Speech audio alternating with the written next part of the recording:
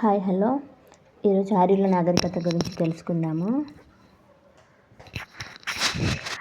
ఆర్య నాగరికతకు సంబంధించి 700 ప్రాంతాలు బయటపడినాయి. ఆర్యుల నాగరికతను సాహిత్య ఆధారంగా అధ్యయనం చేయవచ్చు. వేద సాహిత్యం ఈ వేద గ్రంథాల తర్వాత హిందూ మతానికి మూలాలు. వేద సాహిత్యం 8 భాగాలు: వేదాలు, బ్రాహ్మణములు, ఆరణ్యకములు, ఉపనిషత్తులు, వేదాంగములు, పురాణాలు, ఉపవేదాలు, ఇతిహాసాలు. వేదాలు 4: ఋగ్వేదం, యజుర్వేదం, సామవేదం, అథర్వణవేదం. ఋగ్వేదం మొట్టమొదటి గ్రంథము. ఇది 1500 నుంచి 1000 BC కాలంలో రచించబడింది. 10 అధ్యాయాలుగా విభజించబడింది. ఋగ్వేదంలో 1028 శ్లోకాలు కలవు. ఇవి ఆర్యులు తమ దేవతలకు పూజించే ప్రార్థనలు అన్నమాట.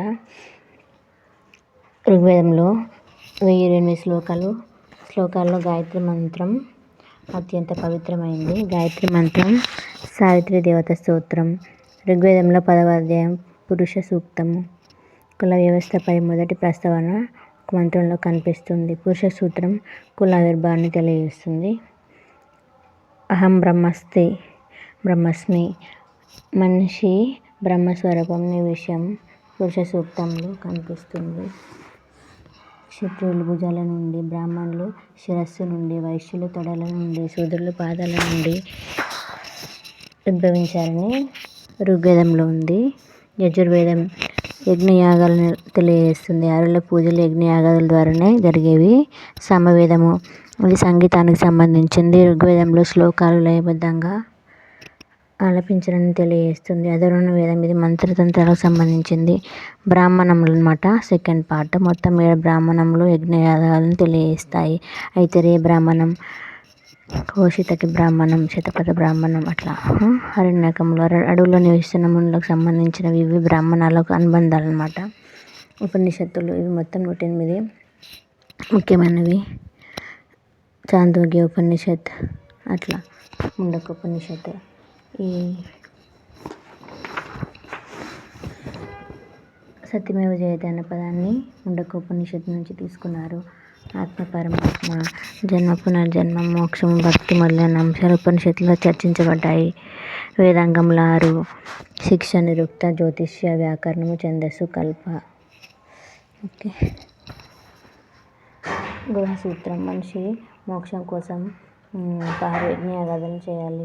షోడశ కర్మలలో ఉపనయనం 11వది అనేది అతి ముఖ్యమైనది. బాలుని 8వ సంవత్సరంలో ఉపనయనం జరుగుతుంది. సాధారణంగా ఉపనయనం పుట్టినరోజుగా పరిగణిస్తారు. ద్విజులు 2 సార్లు జన్మించిన వారు, శూద్రులు, మహిళలు ఉపనయనానికి అనర్హులు. వీరు ఏకజులు. 15వది వివాహము. 16వది అంత్యేష్టి అంటే చనిపోయిన తండ్రి ఆస్తికన్ని కుమారుడు నీటిలో కలిపే ప్రక్రియ. పురాణములు 6: విషణ పురాణం, మత్స్య పురాణం, మార్కండేయ పురాణం, వాయు పురాణం మొదలగునవి.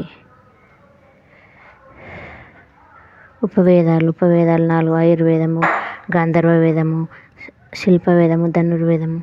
ఇతిహాసనములు రామాయణ మహాభారతాల అసలు పేరు జయసంహిత.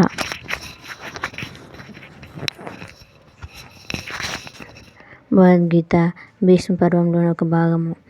ఆర్యులు ఎవరు? ఆర్యులు స్వదేశీయులు అని యేసుదాస్ ప్రకారం. వీరి అభిప్రాయం ప్రకారం ఆర్యులు సప్త సింధు ప్రాంతం వారు. సప్త సింధు అంటే 7 నదులు: సరస్వతి, సింధు. సప్త సింధుకి తూర్పున ఆఫ్ఘనిస్తాన్, ఉత్తరాన హిమాలయాలు, దక్షిణాన అరవల్ పర్వతాలు, పశ్చిమాన ఆఫ్ఘనిస్తాన్. ఆర్యులు విదేశీయులు. దయానంద సరస్వతి, బాలగంగాధర్ తిలక్. దయానంద సరస్వతి టిబెట్ ఆర్యుల జన్మస్థలం. బాలగంగాధర్ ఆర్కిటిక్ ప్రాంతం నుండి వచ్చారు. గ్రంథం Arctic the home of Aryans. ఐరోపా చరిత్రకారుల అభిప్రాయం ఆర్యుల జన్మస్థానం జర్మనీ. హిట్లర్ నాజీ పార్టీ గుర్తు స్వస్తిక్. మార్క్స్ ముల్లర్ అభిప్రాయం ప్రకారం ఆర్యులు మధ్య ఆసియా ప్రాంతం వారు. అతను జర్మన్. విలియం జోమ్స్ స్థాపించాడు. అభిజ్ఞాన శాకుంతలం ఆంగ్లంలోకి తర్జుమా చేశాడు. చార్లెస్ డికెన్స్ భగవద్గీతను ఆంగ్లంలోకి అనువదించాడు. AL Bhashyam the wonder that was India ఇతని గ్రంథం. మ్యాక్స్ ముల్లర్ సంస్కృత పండితుడు ఋగ్వేదాన్ని తర్జుమా చేశాడు. ఆయన అభిప్రాయంలో ఆర్యుల మధ్య ఆసియా ప్రాంతం వారు.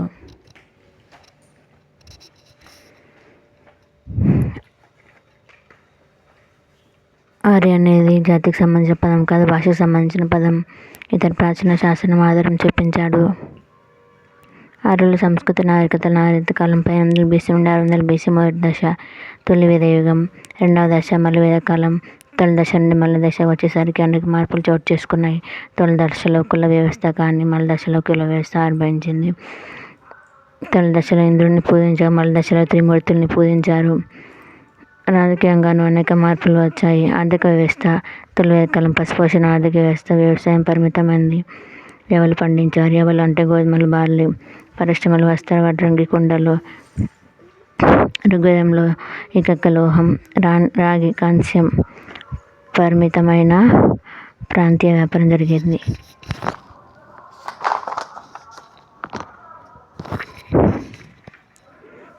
స్వర్ణ నిష్కరణ ద్రవ్యంగా ఉపయోగించేవారు. బంగారు నాణం కాదని చరిత్రకారుల వాదన. మల్ల వేదకాలంలో పశుపోషణ ఆర్థిక వ్యవస్థ నుండి వ్యవసాయ ఆర్థిక వ్యవస్థగా మారింది. ప్రధాన పంట వరిని వేదాల్లో విహిగా పిలిచేవారు. మొట్టమొదటిసారిగా ఇనుమును ఉపయోగించారు. ఇనుము వేదాల్లో కృష్ణాయ. వీరి కాలంలో విదేశీ వాణిజ్యం అంతగా జరగలేదు. సామాజిక వ్యవస్థ తొలి వేదకాలం పితృస్వామిక సమిష్టి కుటుంబ వ్యవస్థ ఉండేది. కుటుంబాధిపతిని కులప అని పిలిచారు. కుల వ్యవస్థ ఇంకా రాలేదు. వేదకాలంలో వర్గాలు పురోహిత వర్గం, యుద్ధ వీరులు, సామాన్య వర్గం. సామాన్య వివక్ష అనేది తొలి వేదకాలంలో కనిపించదు. బలి వేహలు నిర్దేశించారు. ఋగ్వేదంలో సుమారు 20 మంది మహిళా మేధావులను సూచిస్తుంది. అందులో ఘోష అనే మహిళ ఈమె జ్ఞానాన్ని ఆర్జించడానికి వివాహం చేసుకోకుండా తల్లిదండ్రుల వద్దే ఉన్నది. ఋషిగా గౌరవించబడ్డది. సతీసాగమనం, వితంతు వివాహ నిషేధాలు ఈ కాలంలో లేవు. సతీసాగమనం ప్రస్తావన ఉంది కానీ వాస్తవంగా మహిళ చనిపోలేదు. నియోగ. ఒక వితంతువు చనిపోయిన భర్త సోదరుని వివాహం చేసుకోవడం. మల్ల వేదకాలం కుల వ్యవస్థ ఆవిర్భవించింది. కులాంతర వివాహాలు. అనులోమ వివాహాలకు అనుమతి ఉన్నది కానీ ప్రతిలోమ వివాహాలకు అనుమతి లేదు.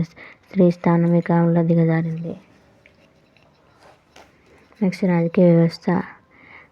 తెగలో జీవిస్తూ ఒక వ్యక్తిని తెగ పెద్దగా అనుకునేవారు. తెగ పెద్దని రాజును ఇచ్చేవారు. ఇతడు ప్రజాస్వామ్యంగా పాలించేవాడు. ప్రతి తెగకు 4 అసెంబ్లీలు, సభ, సమితి, విధాత, గణ.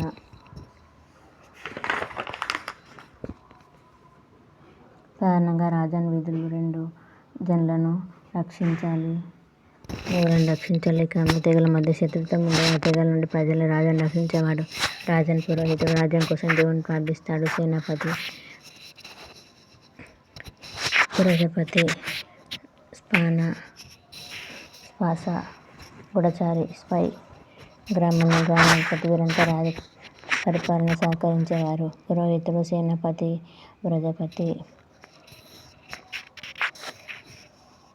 శ్వాస, గ్రామని వీరంతా. ఋగ్వేద కాలంలో పన్నుల వ్యవస్థ అనేది లేదు. బలి ప్రజలు రాసుకోవచ్చంగా ఇచ్చే విరాళాలు. ఋగ్వేదంలో యుద్ధానికి వాడిన పదం గవిష్టి. తెగల మధ్య యుద్ధాలు గౌరవ కోసం ప్రధానంగా జరుగు. ఋగ్వేదంలో జరిగిన యుద్ధం దశరథ్న యజ్ఞం పరుష్ని నది ఒడ్డున జరిగింది. ఈ కాలంలో యుద్ధంలో పూర్తిగా పరాజయం పాలైంది. ఋగ్వేద కాలంలో ప్రకృతి శక్తులను ఆరాధించారు. ప్రకృతి శక్తుల మానవ లక్షణాల గురించి పూజించేవారు. భయంకరమైన వాటికి పురుషరూపం ఇచ్చారు. సూర్యోదయ కాలంలోని సూర్యకిరణానికి ఉషస్సు రూపం ఇచ్చారు. ఋగ్వేదంలో మొత్తం మీద కనిపించే 30 మంది దేవత ప్రకృతి శక్తులే. ప్రధాన దైవములు ఇంద్రుడు, అగ్ని, వరుణుడు, సోమ, అశ్విని దేవతలు, మారుత్స్ 2 పిడుగుల దేవతలు, త్వస్త్రి అగ్నిపర్వతం, స్త్రీ దేవతలు అదితి, ఉషస్సు, సావిత్రి. పూజా విధానం చాలా సరళంగా ఉండేది. స్తుతిస్తూ ప్రార్థనలు చేయడం, దేవతలకు నైవేద్యం పెట్టడం, సోమరసం అనే పవిత్ర పానీయాన్ని దేవతలకు నైవేద్యంగా పెట్టడం. సోమపానీయాన్ని అత్యంత ఇష్టపడేవాడు ఇంద్రుడు.